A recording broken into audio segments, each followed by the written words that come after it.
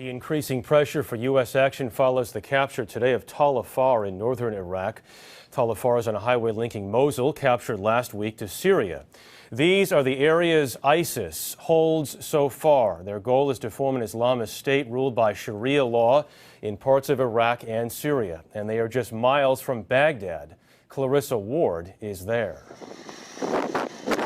As ISIS captured yet another city in the north, its fighters were starting to use their new equipment, abandoned by the fleeing Iraqi army. But it's these images that have really shocked the people of Iraq and threatened to plunge this country deeper into sectarian bloodshed. ISIS claims the photos show its fighters executing more than 1,700 men captured in last week's fighting. Though the photos have not been verified, pictures and videos like these of militants brutalizing Iraqi soldiers have horrified Shiites, and Sunnis are now living in fear of retribution, especially here in Baghdad, a deeply divided city. These walls were built years ago to separate Sunni and Shiite neighborhoods during the worst of the sectarian bloodletting. And now communities on both sides fear that violence may explode here again. In the Shiite stronghold of Sadr City, men took to the streets with every weapon they could find in a show of force. We found tribal leader Abu Ali Khalik leading a chant that summed it all up. ISIS, we will kick you out, he shouted.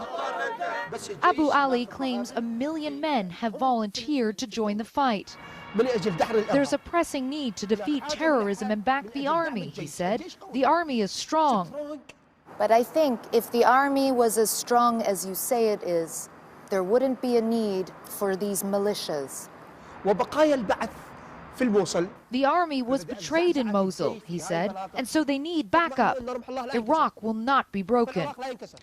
But Iraq may have already started breaking up, Jeff, and today there was more bad news for the military. An army helicopter was shot down by ISIS fighters. So, Clarissa, with the country splintering, what is the central government's strategy? Well, that's just it, Jeff. There doesn't really appear to be a strategy. And the only outside country that is throwing its weight behind the Iraqi Shiite-dominated government here is Iran. Iran has, in fact, now sent the head of its Quds paramilitary force, Qasem Soleimani, along with a contingent of Iranian fighters. They are here trying to help Iraqi forces coordinate a response. Clarissa Ward in Baghdad tonight. Thank you.